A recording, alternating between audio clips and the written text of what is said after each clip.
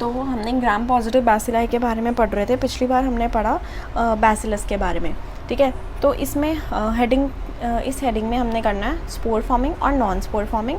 Non spore forming की में हमने कॉर्निबैक्टीरियम को किया, वो हम कर चुके हैं। Then spore forming bacteria, spore forming में होते हैं एक एरोबिक और एक होते हैं एनारोबिक, ठीक है।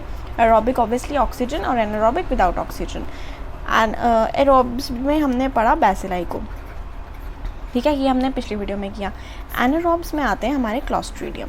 अब ये हम आज पढ़ेंगे, क्या पढ़ेंगे? क्लॉस्ट्रीडियम, ठीक है। इन दोनों में ये दोनों, एक तो ये डिफरेंस है कि ये एरोबिक है और ये एनारोबिक है। दूसरा डिफरेंस ये था कि ये जो बैसिलाई हैं वो नॉन बल्जिंग है। नॉन बल्जिंग क्या? स्पोर्स, ठीक है। और ये जो क्लॉस्ट्रीडियम है इनके पास बल्जिंग स्पोर्स हैं। What do you mean by bulging and non bulging? Suppose ये हमारा एक बैक्टीरिया है, ठीक है। क्लॉस्ट्रीडियम की अगर हम बात करें तो ये अगर उसका स्पोर है तो इसकी जो विड्थ है वो बैक्टीरिया के विड्थ से ज़्यादा है। तो मतलब एक बल्ज हो गया यहाँ पे, नॉर्मल ऐसे था अगर। और दूसरा ये जो बैसिलाई है ये एक बैक्टीरिया है और इसके अंदर स्पोर है, मतलब वो उसी के अंदर फिट आ गया, लेकिन ये बल्जिंग हुआ। तो ठीक है, these are the non bulging and these are the Clostridium are the bulging ones. Alright, so let's talk a few more important points of Clostridium, ठीक है। अब एक तो हमने पढ़ लिया कि वो बल्जिंग है, ठीक है, बहुत ही ज़्यादा बार पढ़ लिया, चलो कोई बात नहीं। दूसरी बात ये है कि हमारी जो क्लॉस्ट्रीडियम है वो ऑब्लिगेट एरोब्स है, ठीक है, एनारोब्स, सॉरी, ऑब्लिगेट एनारोब्स, ठीक है। एनारोब्स है, उसके पास क्या नहीं होगा, उसके पास कैटालेज एंजाइम नहीं है, नो कैटालेज एंजाइम, ठीक है। दूसरी बात हमारा ये सारे के सारे क्लॉस्ट्रीडियम जो है वो हमारे मोटाइल होते हैं, except one, that is clostridium perfringens, वो हम पढ़ेंगे, ठीक है। तो ये सारे मोटाइल होते हैं। और हमें ये पढ़ा कि ऑब्लिगेट एनारोब्स है, मतलब कि ऑक्सीजन टॉक्सिक है इनके लिए, ऑक्सीजन लीथल है इनके लिए, ठीक है। तो इसके एग्जाम्पल सबसे पहले हम अभी बात करेंगे क्लॉस्ट्रीडियम, किस क्लॉस्ट्रीडियम की?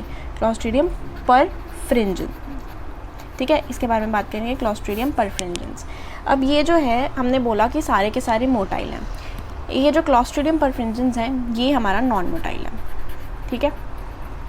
मतलब हर बात पे जो पर वाले करते हैं ना लोग कि पर ये, तो वो नॉन मोटाइल है, ठीक है, वो आगे नहीं बढ़ पाते पर करने वाले ज़्यादा, तो दे आर नॉन मोटाइल, ठीक है। दूसरा ये कैप्सुलेटेड है, क्या है ये? कैप्सुलेटेड।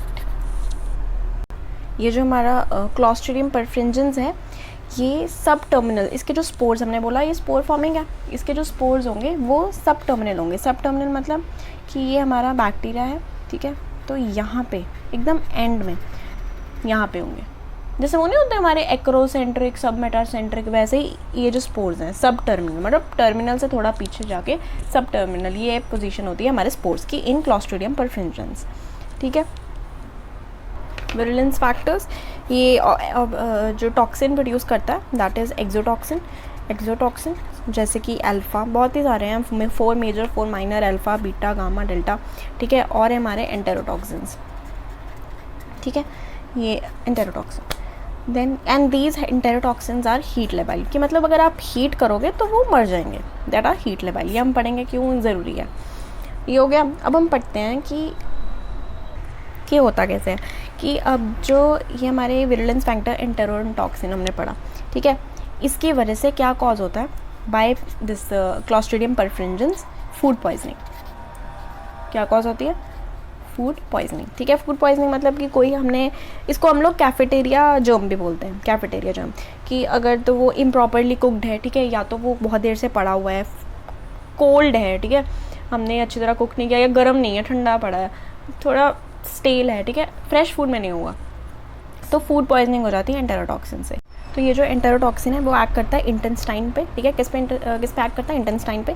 इंटेस्टाइन पे आके क्या करेगा, ठीक है, यहाँ पे आएगा और फिर वो सोडियम पोर्स बनवा के सोडियम निकाल देगा, पानी निकाल देगा, ठीक है, ये सब निकलेंगे, इलेक्ट्रोलाइट्स निकलना, वाटर निकला। What does it mean? This will cause diarrhoea, ठीक है, डायरिया हो जाएगा, तो हमें फ्लूइड उसको बहुत ज़्यादा देना पड़ेगा बिकॉज ऑफ दिस डायरिया। तो दिस इज एंटेरोटॉक्सिन क्या कॉज कर रहा है? फूड पॉइजनिंग, ठीक है। देन कम्स अब एक्सोटॉक्सिन है, एक्सोटॉक्सिन तो कोई काम करेगा, ये एक काम करता है बहुत ही खतरनाक, दैट इज़ गैस गैंग्रीन, ठीक है। ये कैसे जाता है? पढ़ते हैं। कोई एक्सीडेंट हुआ है, ठीक है, कोई एक्सीडेंट हुआ है, कि कोई कट लग गया है वहाँ से एंटर हुआ है, ठीक है, या फिर कोई क्रशिंग इंजरीज हुई है, ठीक है, मतलब कहीं से भी जो वुंड है, कोई वुंड थी ऑलरेडी, उसमें कंटामिनेशन हो गई है सॉइल में से, ठीक है, कुछ भी हुआ क्लोथ्स में से, ऐसे करके कंटामिनेशन हो गई और स्पोर्स जो हैं वो चले गए हमारे वुंड के अंदर, स्पोर्स जो हैं वो चले गए। अब क्या होगा कि स्पोर्स एक बार चले गए, ठीक है, अब वहाँ पे जो टॉक्सिन्स निकलेंगे, एक तो टॉक्सिन्स निकलेंगे दैट इज़ एक्सोटॉक्सिन, ठीक है, मेन एक्सोटॉक्सिन है हमारा अल्फा, ठीक है। दूसरा ये जो स्पोर्स है ना, ये कैसे ग्रो करते हैं, ये क्या करते हैं, ये कार्बोहाइड्रेट्स को यूटिलाइज़ करते हैं, कैसे जर्मिनेट करते हैं, ये कार्बोहाइड्रेट्स को यूटिलाइज़ करके ये क्या बनाते हैं, ये बनाते हैं गैस और एसिड, ठीक है, ये दोनों चीज़ें बनाते हैं। और एक्सोटॉक्सिन अगर जब निकलता है, मेन हमारा अल्फा टॉक्सिन है, ठीक है, अल्फा टॉक्सिन हमारा निकलेगा, वो क्या करेगा, वो टिश्यू को डिग्रेड करेगा, ठीक है, टिश्यू डिग्रेड करेगा by degrading hyaluronic acid, mainly हम इसको यूज़ करते हैं, और फिर बेसिकली वो टिश्यू नेक्रोसिस कर देगा, टिश्यू की नेक्रोसिस हो गई, ठीक है। अगर ये अल्फा टॉक्सिन जो है वो ब्लड का, उसने हीमेटोजेनस पाथवे चूज़ कर लिया तो वो तो फैल जाएगा पूरा, ठीक है, तो ब्लड में रीच करके वो ब्लड को तोड़ेगा, because alpha toxin is also hemolytic, तो डिस्ट्रक्शन ऑफ आरबीसी हो जाएगी, ठीक है, ब्लैकेंड हो जाएगा वो वाला एरिया। एक तो अब टिश्यू नेक्रोसिस हो गई, आरबीसी की डिस्ट्रक्शन हो गई, गैस और एसिड प्रोड्यूस हो रहा है, इन सबको मिलाकर हम बोलते हैं, अब ये गैस जब आ रही है, ठीक है, तो हम बोल देंगे कि स्वॉलन हो जाएगा, ठीक है, गैस पैदा हो रही है तो फिर ऑब्वियसली फूल जाएगा, तो क्या हम कहेंगे कि ये सब जो हो रहा है ये सब क्या है, दिस गैस गैंग्रीन, ठीक है, गैंग्रीन की तो ब्लैकेंड और टिश्यू नेक्रोसिस हो गई, so this is gas gangrene, this is a typical feature of clostridium perfringens. Lab diagnosis, हमने स्पेसिमेन सबसे पहले कलेक्ट करना है, तो हमने सबसे पहले कलेक्ट किया, ठीक है, नेक्स्ट हमने क्या करना है, उसकी माइक्रोस्कोपी करनी है, माइक्रोस्कोपी पे हमें क्या मिलेगा, सबसे पहले हम ये पढ़ क्या रहे हैं, क्लॉस्ट्रीडियम जो कि एक ग्राम पॉजिटिव बैसिलाई है, तो पता लग जाएगा ग्राम पॉजिटिव है, तो पर्पल हमें वो ग्राम स्टेनिंग से पर्पल हमें पता लग जाएगा, साथ में वो बैसिलाई लाइक रॉड शेप्ड हमें दिख जाएंगे, ठीक है। देन कम्स हमारा, उसके बाद हम करेंगे बायोकेमिकल कोई आइडेंटिफिकेशन करेंगे, ठीक है, कल्चर करेंगे पहले, तो कल्चर अब अगर हम ब्लड अगार में करें, ठीक है, तो क्या होगा वहाँ पे ब्लड अगार में सपोज कर रहे हैं ब्लड अगार, तो फिर आपको मैंने बताया था कि इसके जो एक्सोटॉक्सिन्स हैं अल्फा बीटा थीटा गामा कितने हैं, ठीक है, तो एक मेन जो इसमें प्रोडक्शन हो रही है ब्लड अगार में, उसमें क्या होता है, बिकॉज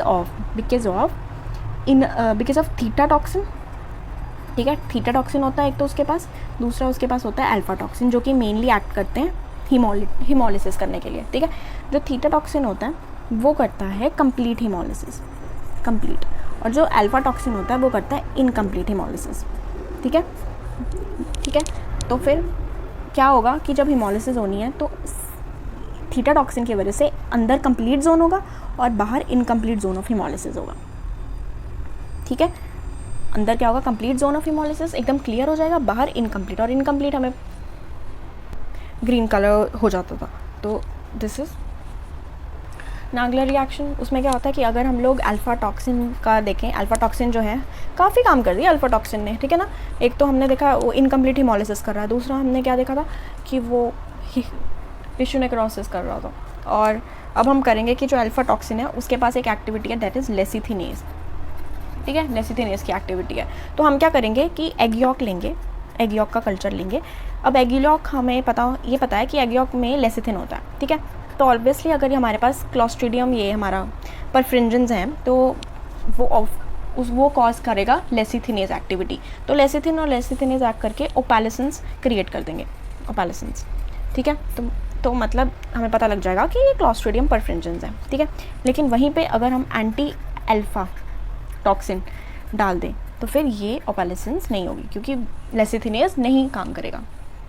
ट्रीटमेंट क्या, अगर गैंग्रीन हो गया है तो फिर हम ऑब्वियसली हमें टिश्यू को निकालना पड़ेगा, ठीक है, तो दैट इज़ हम डेब्रीमेंट कर दें, सर्जिकल हम लोग उसका कर दें। एंटीबायोटिक्स है तो पेनिसिलिन और क्लिंडामाइसिन, ठीक है, लिख देती हूँ, पेनिसिलिन और क्लिंडामाइसिन यूज़ करेंगे, ठीक है। और अगर हम हाइपरबारिक ऑक्सीजन दें, क्योंकि हमें पता है कि ये एक ऑब्लिगेट एनारोब है, तो अगर हम ऑक्सीजन देंगे तो वो ऑब्वियसली उसके लिए टॉक्सिक होगा, ठीक है। और अगर हम एंटी अल्फा टॉक्सिन की इम्यूनाइजेशन कर दें, anti alpha toxin. So this was all about Clostridium perfringens. If you have any queries, you can ask. And if you like the video, please subscribe. Thank you.